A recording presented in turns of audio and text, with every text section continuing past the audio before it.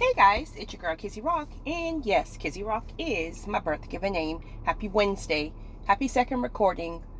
Want to say hey to all my subscribers, new as well as season. I have a word for you. Tap in.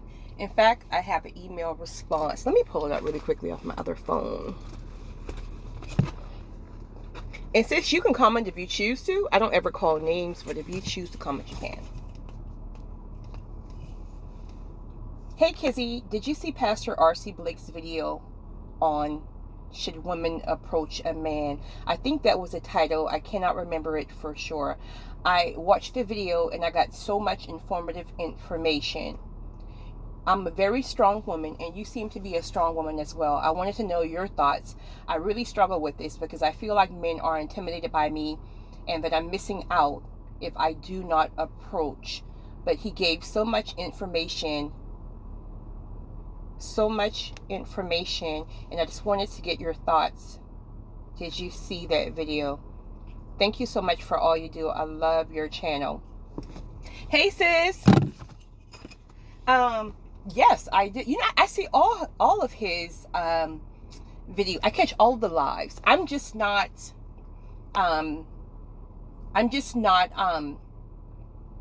chatting through the, I'm not a moderator through the chat. I am, but I don't chat for reasons that at some point, I think a lot of people felt like he was showing favoritism after we posted a certain picture that was taken, I think it was his birthday celebration, something like that.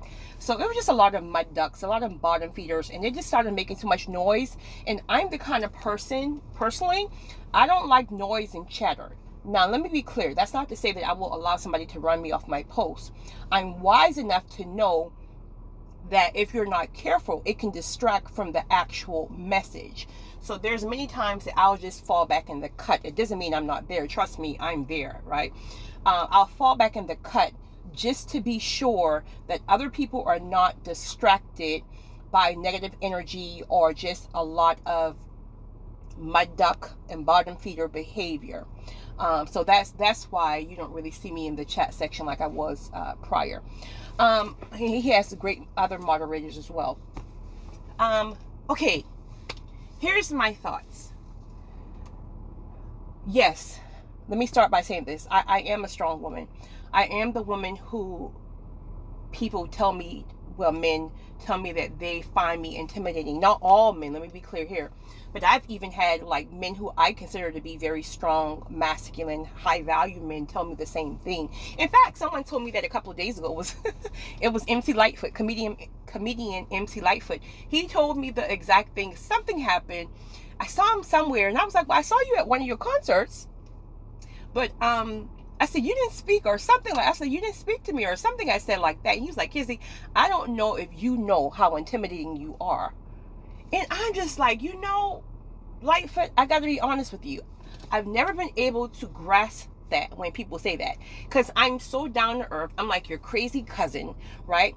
But I had to realize that, okay, that's the way I feel. That's the way I, Kizzy, feel. Because I know me. But if other people are saying the opposite, then I have to see that as true from their standpoint. Maybe I am intimidating. So I would question myself. I just don't understand why. Is there something I'm personally doing? And let me tell you, sis, it has nothing to do with you. I don't think. I don't know all of your story. But I'll say this. Many times or sometimes it has nothing to do with you per se. It has to do with the God in you. There's a presence in you. There's a confidence in you. There's a light that we don't sometimes see. Again, I think it's God's way of keeping us humble. But this is why when we can walk in a room, you have people looking at you and you're trying to figure out, why are all these people looking at me? And if you're not careful, you will start to get defensive and see it as a negative view. I said this before. One of the most profound things anyone ever said to me was an older, much more mature lady had said to me some years ago. I had walked into some place, I can't remember where it was, and it's almost like the room came to a standstill, like a domino effect of when you hit a domino and like they all fall. That was kind of like the men. I would say that was the men with the domino effect. And when Woman being woman, of course, the side eye. Who does she think she is? Who is this? How does she think she can come in here and just take all the attention? Child, I'm not thinking about this attention. That's the last thing I even want. I ain't got time for that, right? But she said to me in the bathroom, she kind of followed me in the bathroom, right? And she kind of like got me almost nose to nose. So I started to get defensive, but she was much more mature than I am. So I kind of just fell back, wanted to be respectful. And she said, I just want to say to you, she said, I saw you walk in the door and all the men went crazy and all the women just started like such and such, such and such. She said, but I want to encourage you. Don't ever change. There's something about your presence. She said, also, and this was key, she said, also remember that every look and every stare is not a stare of jealousy and envy. Many stares will be stares of admiration. When she told me that, it changed my whole perspective on how I sense when people look at me. Now, granted, you're going to have your ones who do look at you out of jealousy and envy, but for the most part, there's something in us chosen people that many times we keep questioning ourselves about, what do people see in us? What is on me? We can't really see it ourselves.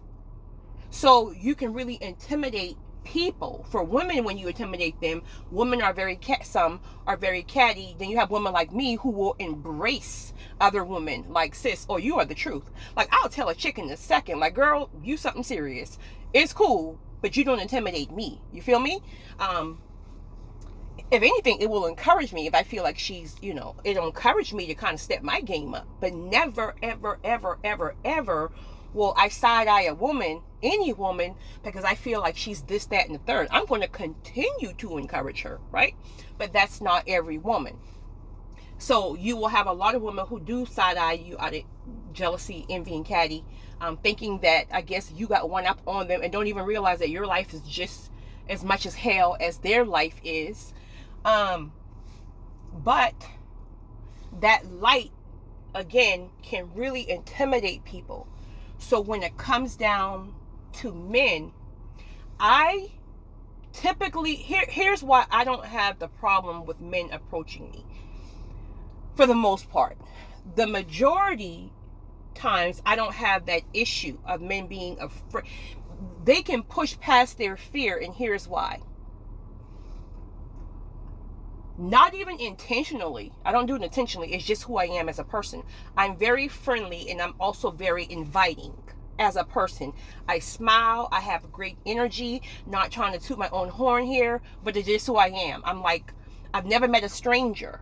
So that really softens the stance, where even if they may feel intimidated, me just looking and smiling, I can always tell, just like you can tell, and just like men can tell, other people's energy. So I can also feel their energy on how they're feeling.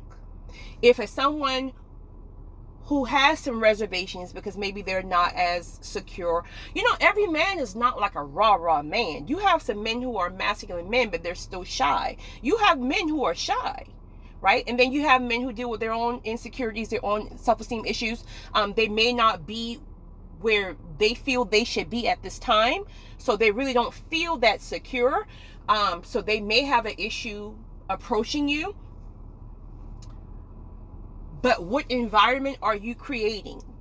So for me, for example, let's say I'm just speaking as an example. Let's say I'm somewhere and I'm just standing up, I don't know, maybe having a glass of champagne somewhere.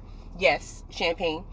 And there's a guy I can tell he's into me, but he's looking at me, but I can feel his energy that he's afraid to approach me because he don't know if I'm going to reject him. He just don't know if I have great energy or if I'm just some sour-faced mud duck who feels like she's privileged to, he doesn't know.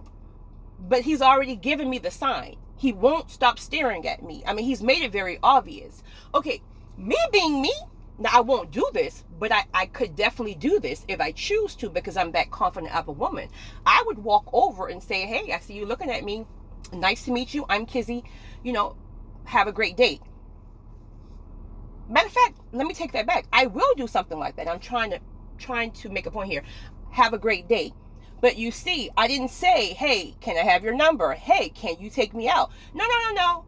I'm showing you that I acknowledge that you keep checking me out, so I'm softening the stance. Now, particularly, I won't do that, but I have done that before, and that automatically gave him like, okay, so she isn't married, or okay, she isn't, and then he followed right behind me. But for the most part, the majority of the times, what I will do is, he can be staring all day long. Sir, you got to find your balls one way or another. So I'm already making the environment safe for you. I've already smiled, right?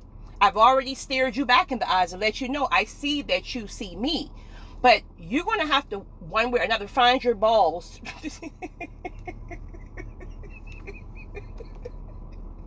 to make your way over here. If he can't make his way over here after me already smiling back, or however I create that safe environment, then I will let him go. So the first example I gave, to be honest, I only did that I think one time in my life, something like that. And it's only because he was almost shaking out of fear, right? So I just really felt like, let me go and just kind of just stay here. But never in a million years would I say, here's my number, or here, can I have your number? Here, are you interested in me? No, heck no. Heck no. But as a strong woman, you also have to be sure that you don't have that resting-ish face, right? Because I think a lot of women also carry this heaviness, and that can be just from dealing with so much drama when it comes down to prior relationships or even marriages, that or even allowing this modern day talk to get into your ear, like all men are this and all men are that. So immediately you're on the defense. I don't think people know how that really shows up in their face and how it shows up in their energy. Your energy can literally be a block. Your energy can be a block, or it can be a go. Like, okay, I think it's fair game, because she wouldn't be smiling back at me, right? I think it's fair game. But your face is balled up. You refuse to even look back and acknowledge that he's even looking at you. That can be a block, where it's like, okay, either she's not available, or she's just got some trauma that maybe she has not dealt with yet. And I really don't want to be a part of that, right? Because there's no type of inviting energy there. So I think that's what I have to say there. Again, make sure that your energy, like you've already processed and dealt with some trauma, if you have some. Make sure that your energy is right and that you're smiling. I think for some people too, they almost feel like religion have taught them, if you smile back or if you wink back or something, like you're going to hell, right? Ciao. So I think too, or listening to certain people that you got to play hard to get. Listen, let me tell you something. I've been blessed to be around some men who many would consider to be high value men. Let me just tell you, I don't know who started that stuff about men need to chase.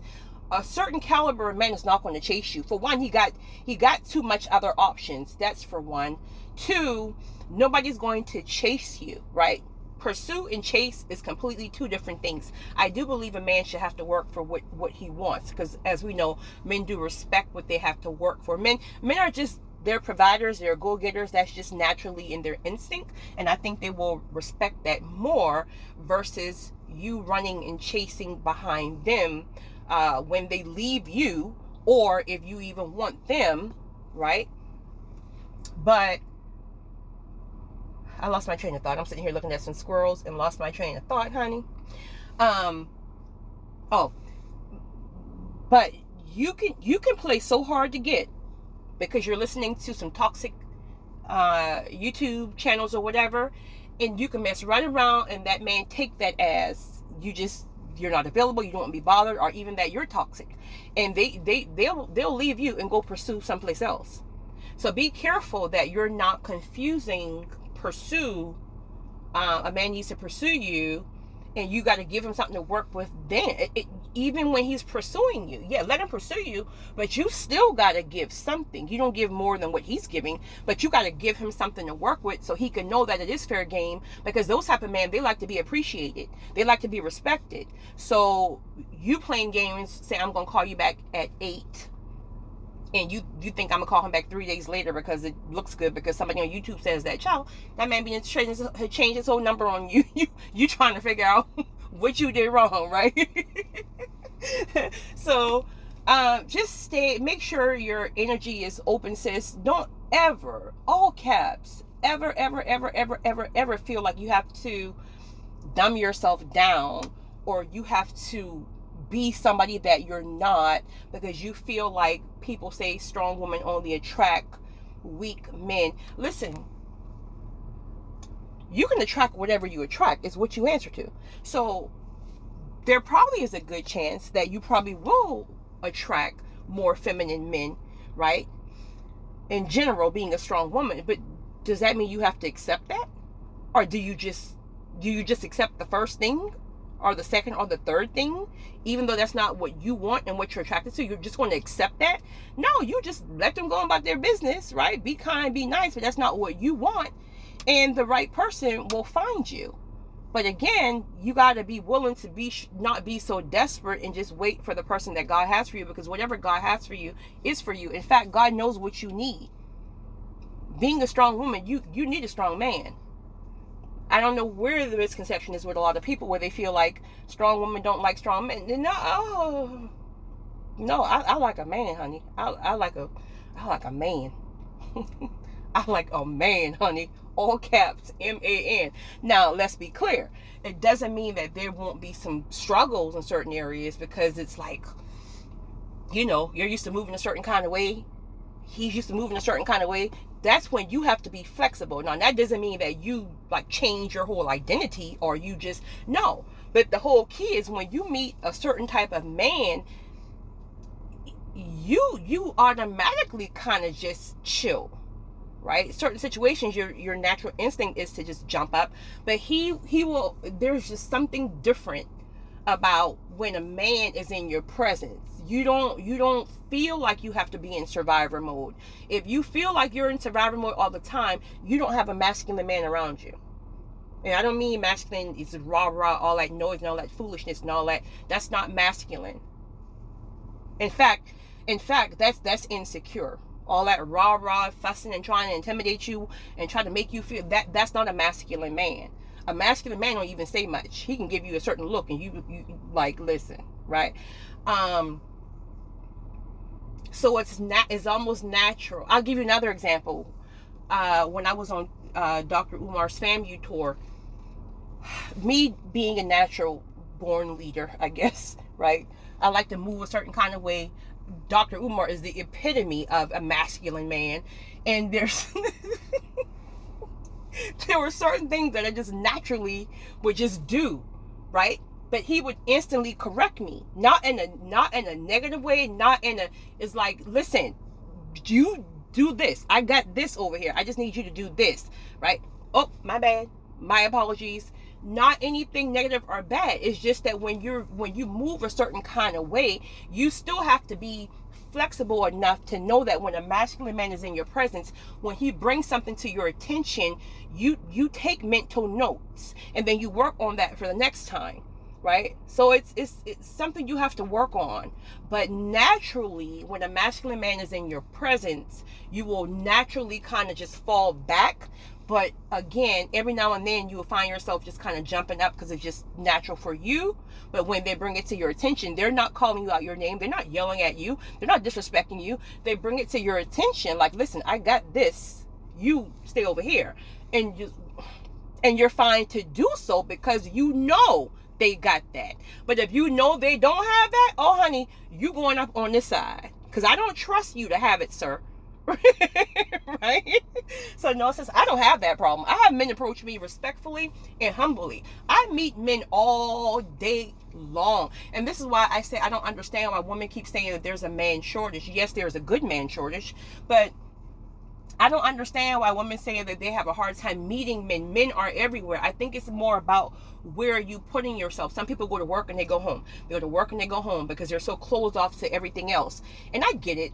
Like, it's piss in the dating pool. There's nothing in these streets. Like, for real, for real. So I get it. But you do need to travel. You need to get yourself in certain environments. You need to take a hobby. You need to really go and get your footing in other places where you are open to meet other people. And again, when you're there, be sure that your energy is very pleasant. Be sure that you're full with positive energy and you're smiling and you have inviting energy, and you're not having this mentality again of wanting somebody to chase you, and you have pretty privilege and you're this, and especially those kinds, like you have those daddies who really, really spoiled you.